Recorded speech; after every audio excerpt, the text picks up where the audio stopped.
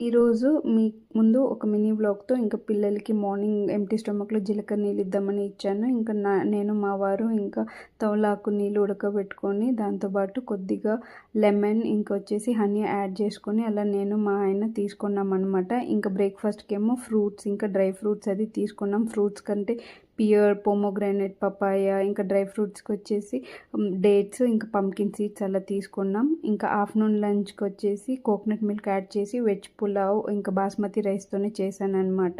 So, ఇంకా paneer fry కోసం పన్నీర్‌ని marinate చేసి అలా చేసుకున్నాను. ఇంకా రైతాకొచ్చేసి బీట్రూట్ రైతా అనేది ఈరోజు చేశాననమాట. ఇంకా స్వీట్‌నెస్ కావాలా అనేసి గోధుమ రవ్వతో ఈరోజు స్వీట్ కోకోనట్ మిల్క్ యాడ్ చేసి షుగర్ వచ్చేసి చాలా తక్కువ. ఎందుకంటే మనం కోకోనట్ మిల్క్ యాడ్ చేస్తాం కాబట్టి షుగర్ అయితే మనకు ఎక్కువ వేయాల్సిన అవసరం లేదు.